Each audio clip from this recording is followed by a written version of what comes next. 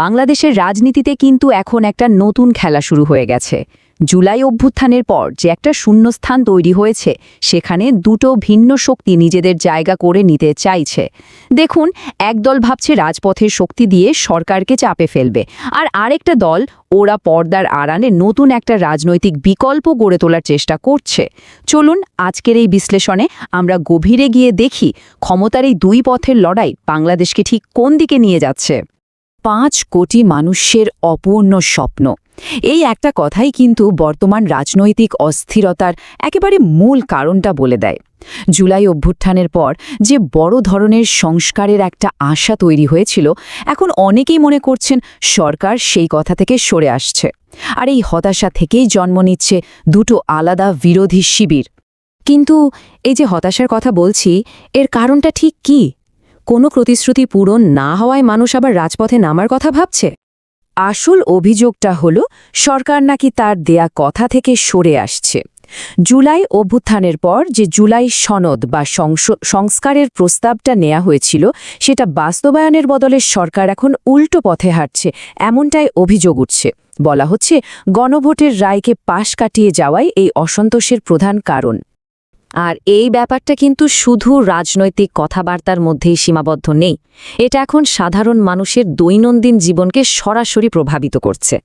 একদিকে জ্বালানি সংকট, অন্যদিকে ভেঙে পড়া স্বাস্থ্য ব্যবস্থা, তার উপর প্রশাসনের দলীয়করণ, এই সব কিছু মিলে মানুষের মধ্যে একটা চাপা ক্ষোভ তৈরি হয়েছে, আর এটাই নতুন আন্দোলনের জন্য জমি তৈরি করে দিচ্ছে। তো এই যে একটা ব্যাপক অসন্তোষ, এর জবাবে আমরা কি দেখতে পাচ্ছি? প্রথমত আসছে 11টি দলের জোটের রাজপথ কেন্দ্রিক আন্দোলন। চলুন দেখি ওদের কৌশলটা কি। ওদের কৌশলটা কিন্তু বেশ সোজাসাপটা। বড় বড় গণজমায়েত আর মিছিলের মাধ্যমে নিজেদের শক্তি দেখানো। এর মধ্য দিয়ে ওরা সরকারকে একটা পরিষ্কার বার্তা দিতে চায় যে জনগণের দাবিকে আর উপেক্ষা করা যাবে না। ওদের আন্দোলনের পরিকল্পনাটাও কিন্তু বেশ গোছানো। দেখুন, ওরা ধাপে ধাপে এগোচ্ছে। 18 এপ্রিল রাজধানী ঢাকা থেকে শুরু হলো, এরপর 25 এপ্রিল বিভাগীয় শহরগুলোতে, আর তার ঠিক পরেই 2 মে জেলা পর্যায়ে আন্দোলন ছড়িয়ে দেওয়ার প্ল্যান। সবশেষে সিটি কর্পোরেশনগুলোতে বড় সমাবেশ করে চূড়ান্তভাবে রাজধানীতে একটা মহা সমাবেশের মাধ্যমে শক্তি দেখানোর লক্ষ্য ওদের। এটা আসলে সারা দেশে একটা চাপ তৈরির খুব স্পষ্ট একটা কৌশল। একদিকে যখন জোট রাজপথ গরম করার প্রস্তুতি নিচ্ছে, ঠিক সেই সময়ে কিন্তু আরেকটা দল সম্পূর্ণ অন্য একটা পথে হাঁটছে।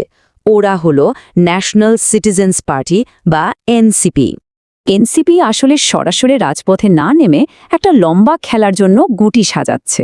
ওদের লক্ষ্য হল জুলাই অভ্যুত্থানের সাথে যুক্ত সব প্রভাবশালী নেতা আর গোষ্ঠীকে এক ছাদের নিচে নিয়ে আসা, আর এর মাধ্যমে নিজেদের একটা বিশ্বাসযোগ্য বিকল্প শক্তি হিসাবে প্রতিষ্ঠা করা। এই তালিকাটা দেখলেই কিন্তু ওদের কৌশলটা পরিষ্কার হয়ে যায়। ওরা শুধু তরুণ আন্দোলনকারীদের নয়, সমাজের বিভিন্ন প্রভাবশালী স্তর, যেমন ধরুন শিক্ষাবিদ, ব্যবসায়ী, এমনকি প্রতিষ্ঠিত রাজনৈতিক পরিবারের পরের প্রজন্মকেও নিজেদের দলে টানতে চাইছে। এর মাধ্যমে ওরা আসলে একটা ব্যাপক সমর্থনের ভিত্তি তৈরি করতে চায়। তার মানে আমরা দুটো আলাদা পথ দেখতে পাচ্ছি, যদিও লক্ষ্য কিন্তু একটাই। চলুন এই দুটো পথের মধ্যেকার পার্থক্যটা একটু পাশাপাশি রেখে দেখি। এই তুলনাটা কিন্তু পুরো ছবিটাকে খুব সহজ করে দেয়।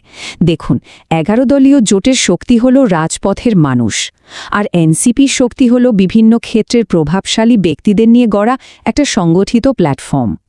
মানে এক দলের কৌশল হল চাপ তৈরি করা, আর অন্য দলের কৌশল হল নিজেদেরকে বিকল্প হিসেবে প্রতিষ্ঠা করা।